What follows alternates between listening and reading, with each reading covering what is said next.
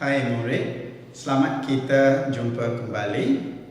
Okey, sekarang perhatikan cikgu salin satu soalan.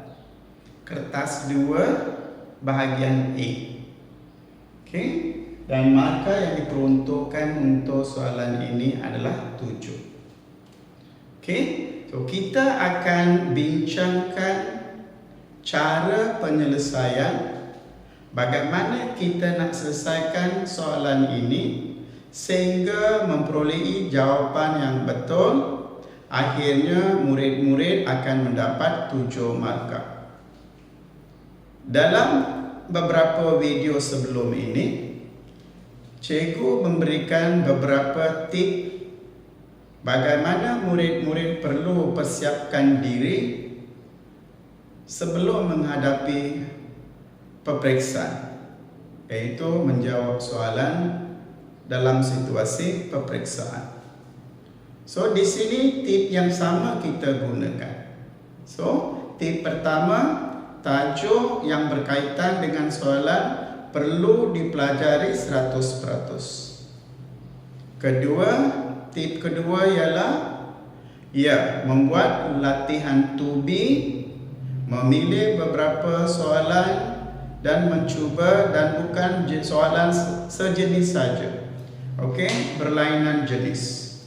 Dan terakhir sekali ialah latihan to be itu ialah konsisten, berterusan. So ini adalah tip sekiranya murid-murid betul-betul ataupun benar-benar hendak memperolehi markah yang tinggi dalam matematik tambahan. Okey, so tip itu yang kita akan gunakan di sini balik. Okey, tip pertamanya apa? Perlu mengetahui soalan ini berkaitan dengan tajuk mana. Maksudnya, kalau murid mempunyai pengetahuan yang penuh berkenaan dengan satu tajuk, maka bila dah baca soalan ini, murid-murid dengan cepatnya akan mengaitkan soalan ini dengan tajuk. Bukan setakat tajuk saja. Mengenal tajuk tak cukup. Di bahagian mana dalam tajuk berkenaan soalan ini boleh diselesaikan, iaitu subtopiknya. Okey, sekarang tengok bagaimana kita akan menentukan tajuk dan subtopik. Okey, kita baca dulu soalan. Okey, perhatikan soalannya. Diberikan satu fungsi, iaitu fx sama dengan px plus 2 tambah 4x tambah q. So ini adalah fungsi. Apabila murid-murid nampak satu fungsi yang bentuknya ax square tambah bx tambah c, semestinya ia adalah tajuk fungsi quadratic function. Okey, sekarang kita dah mengenal tajuk. Okey, selepas kita baca soalan ini dalam ayat pertama, kita dapati bentuk fungsi yang diberikan adalah bentuk fungsi kuadratik. Okey, seterusnya dalam soalan ini dikatakan P dan Q adalah constant. Okey, satu nilai tetap. Okey, sekarang tajuk dah tahu. Okey, nak selesaikan soalan ini, bahagian mana dalam tajuk itu kita nak guna pakai? Okey, kita turun kepada bahagian soalan. Okey, ada dua bahagian soalan. Okey, fungsi kuadratik masih ingat? Di bawah fungsi kuadratik, murid-murid diajar. Perhatikan bentuk yang diberikan di sini. Maksudnya daripada ax square plus bx plus c ini, tengok bentuk diberikan. Ax plus b square plus q. Masih ingat kan? So inilah bahagian yang kita akan gunakan untuk menyelesaikan soalan ini. Di bahagian ini juga murid-murid diterangkan berkenaan dengan minimum point dengan maximum point. Masih ingat kan? Kita ulang balik sedikit bahagian berkenaan. Iaitu apabila satu fungsi kuadratik diberikan dalam bentuk ax square plus bx plus c, dengan menggunakan completing square method. Iaitu pelengkap kuasa 2 sempurna, completing square method. Okey, kita akan tukarkan bentuk ini kepada A X plus P square plus Q. Masih ingatkan? Ya, iaitu sekiranya A adalah positif, okey, maka Q ini adalah ya minimum. Okey, kalau A ini adalah negatif, Q ini adalah maksimum. Masih ingatkan? So, satu lagi. Satu lagi yang dalam kurungan ini, yang ini adalah axis of symmetry, paksi simetri, iaitu X tambah P sama dengan kosong, X adalah negatif P, iaitu persamaan paksi simetri ataupun equation of axis of symmetry. So, bahagian inilah kita akan gunakan untuk menjawab soalan A dahulu. Selepas ini baru boleh kita jawab B. B kemudian. Okey, bagaimana kita gunakan pengetahuan ini untuk menukar bentuk fungsi yang diberikan kepada bentuk yang dikehendaki. Okey, kita mulakan ya. Okey, cikgu padamkan yang ini. Okey, cikgu salin bentuk fungsi yang diberikan, iaitu f(x) sama dengan p x kuasa 2 tambah 4x tambah q. Okey, masih ingat tak prosedur ni? Okey, ya. So, nak tukarkan bentuk yang dimaksudkan tadi, p perlu dikeluarkan, iaitu koefisien untuk x square itu perlu dikeluarkan. Mengapa? Sebab kalau kita nak gunakan completing square method, koefisien ataupun pekali x square mestilah positif 1. Sebab itu P itu dikeluarkan mesti 1 dan positif. Okey, sekarang bila P dah keluar, okey, sebutan yang kedua iaitu 4 dibagikan dengan P x. Mengapa? Apabila kita darab balik, kita dapat sebutan kembali. Okey, dan hasilnya yang ini akan menjadi Q. Okey, so ini ialah selepas kita dah keluarkan P. Okey, kita dah keluarkan syarat pertama, kita dah lakukan. Langkah kerja pertama kita dah lakukan. Okey, apakah langkah seterusnya? Okey, langkah seterusnya ialah kita perlu mencari kuasa 2 sempurna. Kita perlu cari kuasa 2 sempurna. Okey, completing square. Okey, bagaimana kita nak tentukan completing square? Okey, so nak tentukan completing square ialah 1/2. Okey, coefficient of x. Kalau positif, positif. Kalau negatif, negatif. So, iaitu pekali untuk x. Kita keluarkan 1/2 darab pekali x. So, pekali x adalah positif 4/p. So, darab dengan 4/p. Kemudian kita kuasa 2 kan. Ini adalah kuasa 2 sempurna. Completing square. So, sekarang kita dah tentukan completing square, kuasa 2 sempurna. Kalau ada pecahan yang boleh diringkaskan, diringkaskan. So, kita perolehi di sini ialah ia akan jadi 2/p kuasa 2. Okey, sekarang kita dah perolehi kuasa 2 sempurna yang kita guna pakai dalam sini. Okey, sekarang apa langkah seterusnya ialah? Langkah seterusnya ialah okey, kita turunkan x kuasa 2. Kemudian salin 4/px. Okey, untuk ini kita tambah perfect square ni. Okey, untuk 4/px ini kita tambah, iaitu 2/p kuasa 2. Kemudian salin ini iaitu q/p. Untuk c kita kena tolak. Tolak 2/p kuasa 2.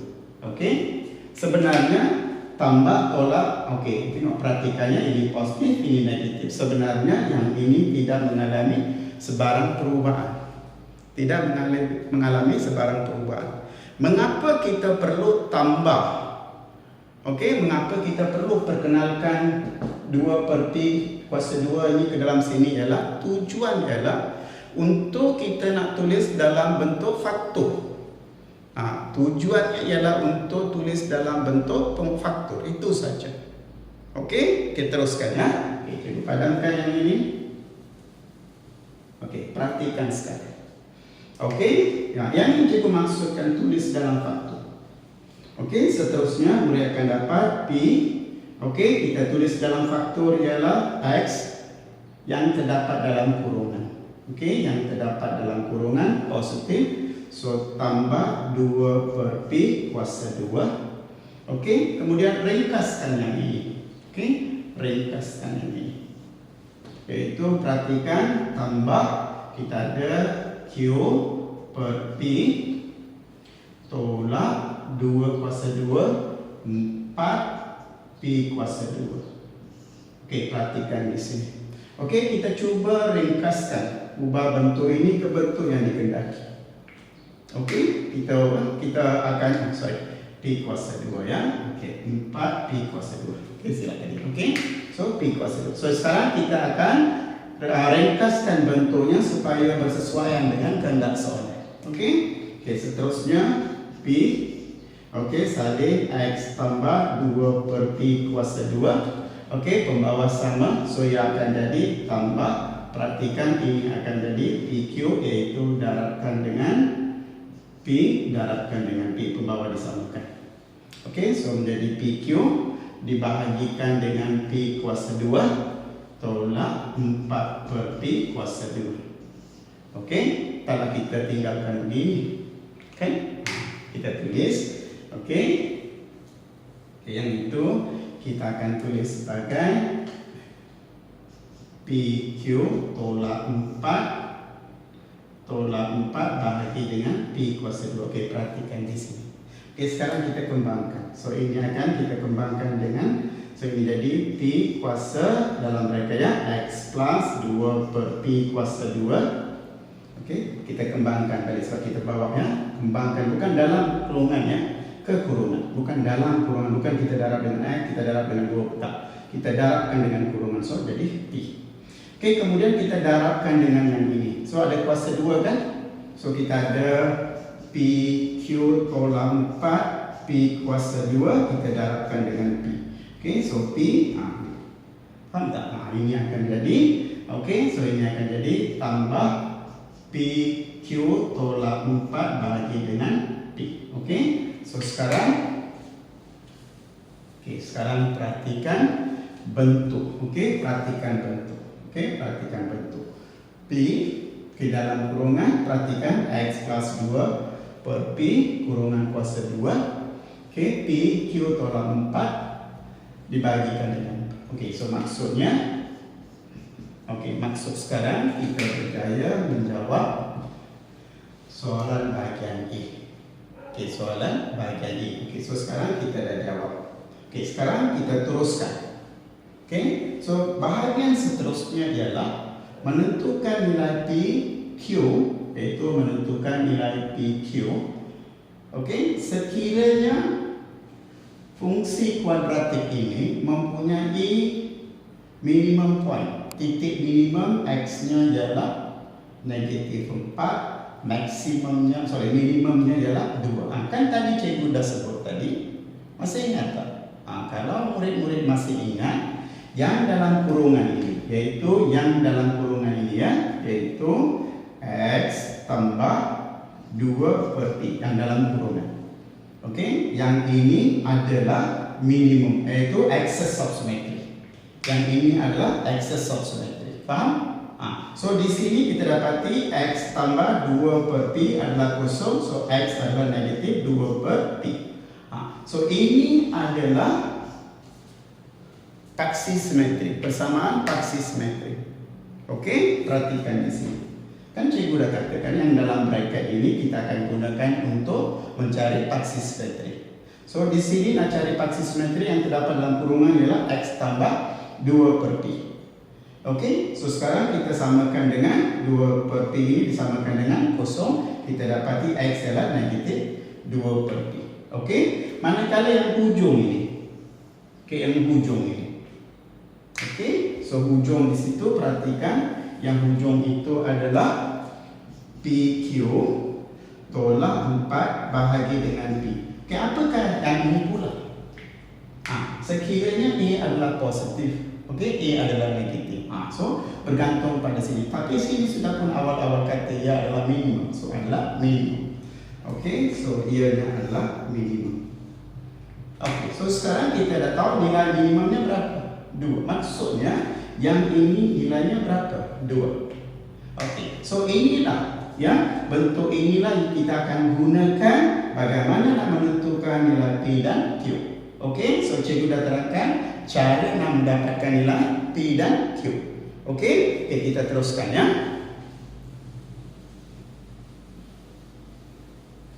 Okey, mula-mula kita selesaikan.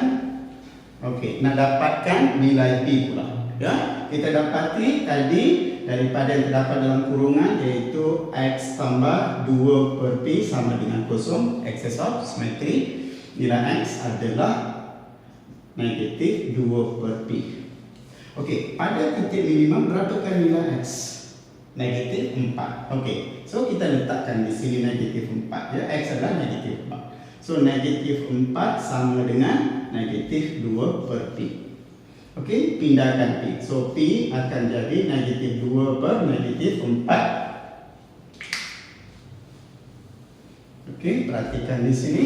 Ringkaskan, dia akan jadi 1 per 2. Okey, sekarang nilai P kita sudah perolehi. Tadi, okey, ini dah perolehi. Okey, sekarang P kita dah perolehi. So P berapa? Ya, 1 per 2. Sekarang yang tinggal kita nak tentukan apa? Nilai Q. Bagaimana kita nak tentukan nilai Q? Ya, kita masih ada bentuk ini yang belum digunakan. Okey, so sekarang kita akan gunakan ini untuk menentukan nilai Q. Boleh? Okey, sekarang kita teruskan. So kita perolehi P adalah 1 per 2. Okey, sekarang kita akan gunakan. Tadi kan yang ini kan? Okey, so yang ini. Kita akan gunakan ini, iaitu yang ini adalah nilai minimum bagi fungsi kuadratik itu. Yang ini adalah nilai minimum. So maksud nilai minimum ialah nilai Y, iaitu 2. So sama dengan 2. Okey, kita gunakan dan dapatkan nilai Q pula sekarang. Okey, sekarang cikgu salin P Q tolak 4 bahagi dengan P sama dengan 2. Okey. Okey, sekarang P berapa? 1 per 2. So sekarang 1 per 2 Q tolak 4 bahagi dengan 1 per 2 sama dengan 2. Okey, sama dengan 2. Okey, bawa ke sebelah sini. Nilai berapa? 1. So 1 per 2 Q tolak 4 sama dengan 1 per 2 darab 2 ialah 1. Okey. So tinggal apa? So sekarang perhatikan kita ada Q bahagi dengan 2 tolak 4 sama dengan 1. Okey. Okey, sekarang kita pindahkan 4 pula. Okey, kita pindahkan 4. Bila dah pindahkan kita akan dapat Q. Kita akan dapat Q dibahagikan dengan 2. Q dibahagikan dengan 2 tolak, jadi sama dengan berapa? 5. Ya, tolak. So 1 tambah 4 jadi 5. So Q adalah darab 2 dapat 10. So daripada sini kita perolehi P adalah 1 per 2 dan Q adalah 10. So ini adalah satu contoh. Okey, soalan melibatkan fungsi kuadratik, dan soalan ini adalah di kertas 2 bahagian A. Dan markah yang diperuntukkan untuk soalan ini adalah 7. So, kita tidak bergantung sangat kepada fokus ataupun ramalan. Kalau murid-murid hanya bergantung kepada ramalan, kalau soalan sebenar, peperiksaan sebenar, soalan-soalan yang keluar itu adalah keluar daripada ramalan murid-murid, di situlah akan menyebabkan murid-murid risau. Okey, so seperti biasa, apabila murid-murid ulang kaji, pastikan jangan ada sebarang bahagian dalam topik itu ditinggalkan.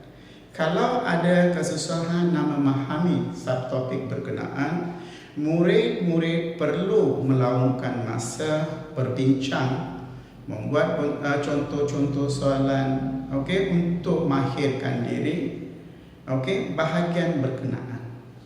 So, satu persiapan yang lengkap baru akan memastikan murid-murid rasa yakin apabila menghadapi peperiksaan.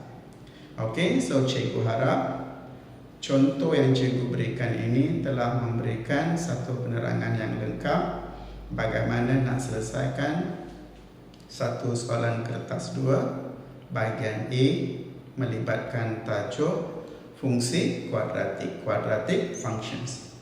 Sekiranya murid-murid mendapati ianya adalah orang kata yes, benefit me, okey, so memberikan kebaikan kepada saya ataupun pada murid-murid. Okey, pertama, okey, untuk orang kata thumbs up, okey, penerangan cikgu itu baik. Okey, so untuk recognize me ataupun berikan kepujian pada cikgu, okey, murid-murid boleh berikan like pada video ini. Sekiranya penerangan cikgu ini memberikan tunjuk ajar yang baik dan murid-murid faham, okey, cara penyelesaian soalannya, okey, berikan komen pada ruang komen mengapa video ini sesuai untuk murid-murid yang lain. Tolong tinggalkan komen mengapa video ini sesuai untuk dirujuk ditengok oleh murid-murid yang lain. Sekiranya anda adalah pertama kali maksud pelajar pertama kali bersama cikgu dalam YouTube, tolong subscribe channel YouTube cikgu untuk mendapat video-video lain. Okey, untuk mendapat video-video lain jangan lupa pula untuk tekan bell button itu, okey, loceng itu. So dengan menekan loceng itu, bell itu, murid-murid akan diberi notifikasi, okey, apakah video-video lain yang terdapat dalam channel cikgu di YouTube. Okey, dan akhir sekali, okey, cikgu harap kalau murid-murid rasa okey, perbincangan ini membantu murid-murid memahami soalan, tolong share dengan kawan-kawan sekelas ataupun kawan-kawan yang sesekolah yang belajar matematik tambahan ataupun rakan-rakan di luar yang sedang akan menghadapi peperiksaan SPM dan mereka perlukan tunjuk ajar seperti ini. So bolehlah murid-murid akan share, memperkenalkan channel cikgu dalam YouTube ini kepada rakan-rakan. So terima kasih atas kerjasama murid-murid. Terima kasih sekali lagi.